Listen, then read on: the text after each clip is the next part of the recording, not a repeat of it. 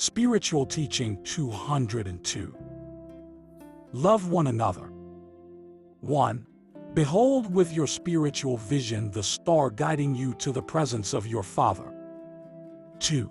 The Savior brings you divine warmth with His Word, which your anguished spirits need because of life's painful journey. 3. If you seek me because of your suffering, my love welcomes you. Trust and accept this holy manifestation. 4. I wish to be near you so that your heart will truly feel my presence. During this night of tenderness and harmony, I wish to be one with you. I want you to remember that I am your first light, the divine promise, and the tireless master who works to make your spirits perfect and worthy of God. 5. I want to be so near to you that it would be impossible for us to be separated even momentarily.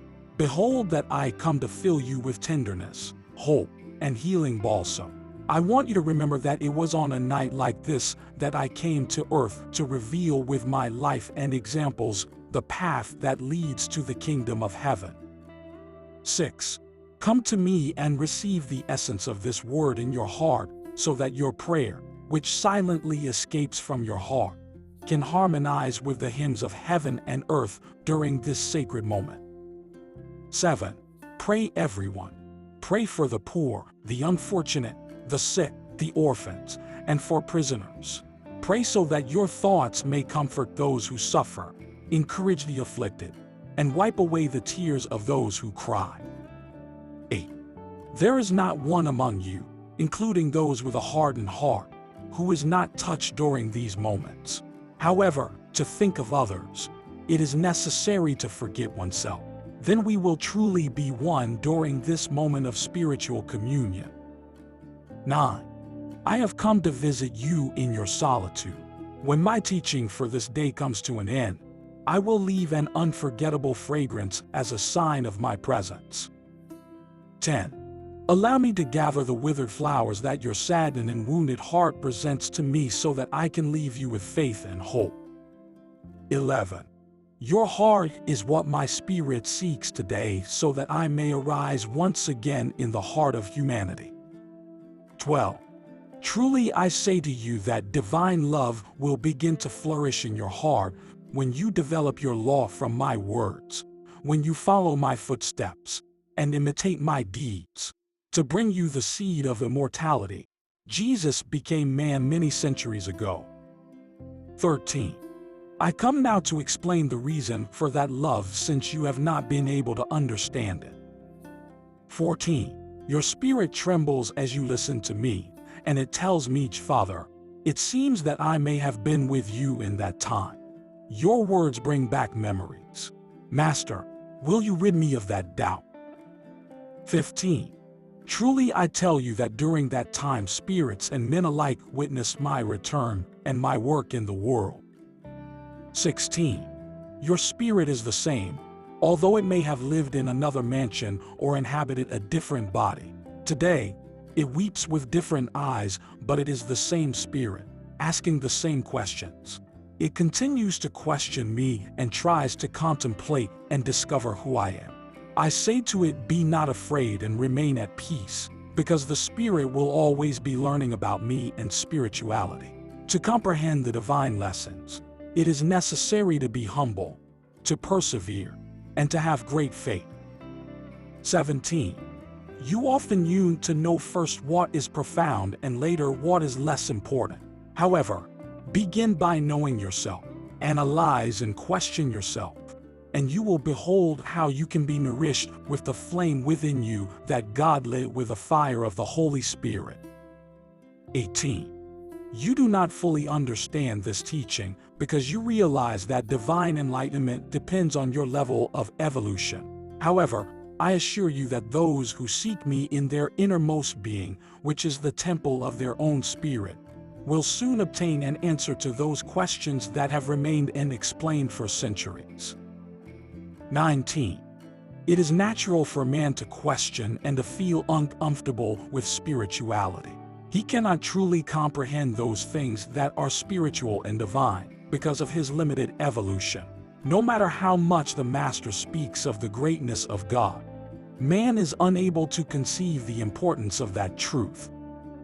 20. I refer only to what one should know about God, for you will never be able to understand everything, nor understand it all as you would like. 21. The Master says that only God truly knows God. 22. O my people, behold the profound silence with which the universe in this hour greets and offers worship to God. Everything enters into a gentle obedience, a divine contemplation, and a profound worship. 23. This occurs because all beings and all creation know that I am giving my word, the same word that was spoken through the lips of Jesus. Men and the elements obeyed his word. Incurable illnesses were cured, and the dead were resurrected. 24. The one who knows how to prepare and elevate himself on this night of spiritual festivity will feel the presence of those you call angels, which are invisible and intangible. If you would truly separate your spirit from its material body, you would behold the countryside, cities, homes, and space illuminated with the heavenly brilliance of countless beings, messengers of light, peace, and love. 25. The heavens draw near the earth, and its light seeks those who stop to remember, as well as those who have forgotten the spiritual truth. 26. Rejoice, O humanity. At least be joyful during this night, since you still do not know how to feel this peace eternally. 27. Rejoice with the true joy of a heart, which is tenderness and the return to kindness. Rejoice with spiritual joy, which is eternal illumination. 28. Those who remember when the Rabbi came to the world have named this night a holy night. 29. All beings come together under the divine influence of those memories. Those who are not present are remembered. Offenses are forgiven. Families are reunited. Friends visit one another. And hearts are filled with hope. On this night, when men manifest a little tenderness in their hardened hearts, and some become more spiritual and less materialistic, it appears that everyone awaits something unknown which they are unable to explain. However, I ask, do you believe that only this night deserves to be called holy by mankind? With a bit of love, could you not make every night and day of your life holy, realizing that every moment in life, without exception, is indeed holy? 30. You say to me, it is a night we remember each year as the one when you came to the world bringing a message of love.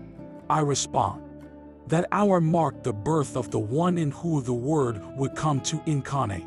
However, my spirit was no closer to man that night than it was before and is now. 31. Since your daily life is not devoted entirely to the law, the truth, and love for one another, you must try to be united spiritually on this night of remembrance. 32. Come and seek me in a humble manner, trusting in the charity of your Father for all your needs. 33. Do not come with feelings of greatness or vanity, for I say to you that I prefer you to be in need and sinful, yet humble, as you attempt to wash your stains in the pure water of my forgiveness. 34. Oh, if you could come with me in spirit, you could perceive all human misery from here. 35. If the powerful and the wealthy wish to be with me on this night, I would take them in spirit to those places of suffering and poverty which they do not want to see. 36. I would then tell them, leave your festivities for a while, and together we will go to those places where your poor brethren live. We will see how they live on this holy night, which is one of sorrow for some and celebration for others. I would tell them, do not be afraid, for I only ask for a few moments and soon you can return to your feasting and laughter. Then I would take them from place to place, showing them how humanity suffers, like the poor elderly lonely mother who mourns the loss of her beloved sons who were taken by war. 37. That woman lives only with memories and prayers. As she drinks from her cup of bitterness, others indulge in pleasures. Her spirit awaits only for the moment of its departure from the earth, since her hopes in humanity vanished long ago. 38. Later I would show them young children who wander among humanity, a humanity that does not respect the lives of its brethren, expressing neither love nor understanding for those in need. 39. I would make men listen to the profound questions of children, who in their human innocence ask why there exists so much injustice, hatred, selfishness, and cruelty. 40. Then, I would take them to places where one hears the moaning and weeping of the sick, those whose bodies have collapsed like weather-beaten branches. They are the sick, the dejected, the forgotten ones. 41. Afterwards, I would take them behind prison doors to the thousands of beings who have fallen into the darkness of captivity due to a lack of love, charity, light, justice, and peace. 42. Thus, in every sight I would show them all the misery and suffering caused by the ambition, greed, hatred, materialism, and the endless thirst for power of those who have become arrogant with their false power. Although some regard themselves as powerful, they are not. They only prevent others from possessing what justly belongs to them. 43. I do not summon them, for I know they disregard my voice that speaks to them through their consciences. 44. However, you, my people, who are listening to me and are familiar with deprivation, loneliness, coldness, and orphanhood, and who are able to identify with those who cry for justice, come to me. Spiritually, we will visit the sick, the depressed, and all the poor and forgotten ones of the world. 45. Come and behold how I extend my cloak, joining it with yours to shield all of humanity in a loving manner. Come and hear my spiritual voice saying to those who weep, cry no more, do not be depressed. Awaken to faith and to hope, which are enlightenment in the path of light. Truly I say to you that if you once again are watchful and pray with true faith, these days of suffering will be shortened for humanity. 46. Yes, my beloved people, from where you sit and listen, you can allow your spirit to come near my mansion to better contemplate, understand, and feel the tragedy of mankind, your brethren. 47. Do you see those multitudes who are full of inspiration? They are soldiers who have stopped fighting for a few moments to offer me a few minutes of prayer and remembrance. However, their joy and inspiration are not real. They eat and drink to ease their hardships because great sorrow exists in their hearts. They suffer, O my people, and they suffer greatly, especially on this night. It is a torture for them. Every memory is a thorn, and every name and face they recall is a wound. 48. Although you may be poor, peace exists in your homes, and you are able to be with your parents, children, and wives. However, those soldiers have to endure the bitterness of not being able to embrace their loved ones and the anguish of thinking that perhaps they may not see them again. 49. Many of them suffer as they destroy human lives, homes, and cities, sowing misery, grief, and mourning. Thus they believe they have lost all rights to return home to peace and to their loved ones. 50. I am aware that many of them are not guilty. There is no hatred or evil in their hearts. I know they are victims, slaves, and instruments of others who are truly evil. 51. I am the only one who can rescue them. Only my love can shield them, for they are alone in the world. 52. You, my people, who cannot imagine what that hardship signifies, but who presently have been touched with my word, send them your thoughts filled with charity and light. Truly I say to you that they will feel strengthened and encouraged, and will pray and wait for the war to end. Thus, instead of the thundering noise of battles, they will once again hear those beautiful words, peace on earth to men of good will. 53. Pray, O my people, making it possible for mankind to await the dawn of a new day, and to remember my promise of better times, of spirituality and prosperity. 54. I also tell you, let us now go to the hearts of children and seek those in great need. Behold them, they sleep, and in their sleep they judge no one even though they suffer. 55. There is no bread on their table today. Nevertheless, they rest with hope for the new day. They are clothed in rags, but they are not ashamed, for they are innocent. They smile although their bodies lack warmth. They are angels on earth, for in their innocent smiles they reflect some of the purity of heaven. 56. O innocents, shield them with your fine mantle, for they are of the kingdom of heaven. 57. All of you regard this as a holy night. I pour my blessings upon all of my children. 58. Know that I am yours and you are mine. Remember that I proved my love for you by coming to live among the humble, being born in poverty, battling obstacles, and dying in disgrace. 59. You cannot say that I do not understand you, for I have not only seen your suffering, but I have experienced it as well. 62. Therefore, be charitable. Then I will take your hands and allow my blessings to pass through them. Never again will you oppose my taking what is yours and giving it to your brothers. Thus, when you tell me, Father, all that is mine is yours, you will say it with your heart. 63. If during your lifetime you have practiced charity, continue to do so. However, if you have not, then begin with the first needy person who knocks at your door, whether it be one who is sick of spirit or of body, a widow, an old one, a child, or anyone who is suffering. 64. Keep in mind that those truly in need represent Jesus, and that He is in each one of them to tell you, I thirst. It is a thirst for you to love one another. 65. Is it possible for the human heart not to be moved before the great scenes of suffering and misery which humanity offers? Yes, it is possible. I have seen those who have not experienced suffering caress their material riches with more love than they have for human beings, the children of God. 62.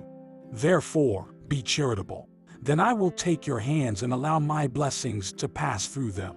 Never again will you oppose my taking what is yours and giving it to your brothers. Thus, when you tell me, Father, all that is mine is yours, you will say it with your heart. 63. If during your lifetime you have practiced charity, continue to do so. However, if you have not, then begin with the first needy person who knocks at your door, whether it be one who is sick of spirit or of body, a widow, an old one, a child, or anyone who is suffering. 64. Keep in mind that those truly in need represent Jesus, and that He is in each one of them to tell you, I thirst. It is a thirst for you to love one another. 65. Is it possible for the human heart not to be moved before the great scenes of suffering and misery which humanity offers? Yes, it is possible. I have seen those who have not experienced suffering caress their material riches with more love than they have for human beings, the children of God. 66. Beloved people, you have accompanied me during these brief moments to visit the needy, and for this I bless you. Do not think that I abandon the rich and the powerful, for even though they appear not to need me, I am the only one who truly knows their misery and bitterness and is truly aware of their misfortunes. Presently, they believe they have everything. Therefore, why should they seek me, since, according to them, I am the Christ of the sick, the outcasts, and the dejected? They are unaware that my mission is to save them from their false splendor in order to give them true and eternal happiness. 67. Other than you, my people, do you know who has tenderly listened to my word and has felt her spirit vibrate with love? It is Mary, the maternal spirit, who dwells within the bosom of the Creator. Her essence will always be united with the memory of Jesus. 68. Her life on earth, although longer than mine, was short, for she came before and departed afterward. Her words, brief and gentle, were a heavenly caress. 69. Feel her in spirit. Love and seek her spiritually. Know that she will be with you in all your deeds of charity, that her mantle of intercession and tenderness is extended over a suffering and bloody world. In your suffering and weeping you can hear a voice tenderly telling you, "Do not fear, be confident, for I am here." 70. Thus, my people, you have been with me. My inspiration has penetrated your heart on this holy night, and I have made you forget all your hardships. 71. Pray, so the light of your Savior may guide and lead you through the stormy sea that you are now crossing.